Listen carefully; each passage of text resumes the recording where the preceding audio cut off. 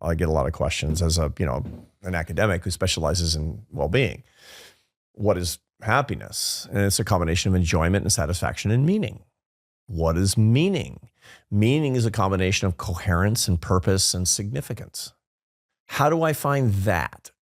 And really, that's when you actually, what is the why of my life? Because that helps us to get to St. Catherine of Siena's understanding of, what you're supposed to do, which is to be who you are and then go try to set the world on fire, as opposed to go try to burn down the world because you don't know who you are, which is that outside in approach is a lot of what's going on today. Yeah. Mm-hmm. That's a lot of what's wrong today.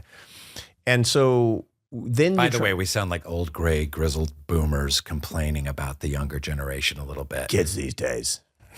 And the truth is we were kids these days at one particular point. But when it comes to meaning, how do you find that? Yeah. And, in my work, I've tried to figure out, based on the science, the neuroscience and behavioral science, what are the tools to find the answers to that? One of the things that I talk about in the case of meaning is to look for the answers to two questions in our lives. Why am I alive? And for what am I willing to die today? The beginning and the end. Because your life on the planet, at least, has you and I believe that it transcends that, but it has a beginning and an end. So why am I alive? Why am I on the planet? And number two, what am I willing to end this physical existence for?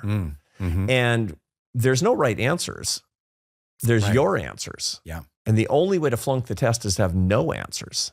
Right. But the good news is if you don't have answers to those questions, going in search of those answers is going to reveal, you will discern the why. So it's incredible when you see this actually happen to people. And you can answer the why am I alive in terms of who made you or what you're on earth to do or both. But for me, the why of my life, I was created by God to serve others. That's the why, right? For what am I willing to die? For my faith, for my family, for my beliefs, for my country. There's a bunch of things that I actually believe in for which I actually would die, right? But if you don't have the answers to that, which many young people don't, that's why you feel at loose ends, because you don't actually have a compelling answer to the meaning. What's it all about? What's the meaning of it actually? And that's what we need to, that's what we're struggling to actually find answers to, I think.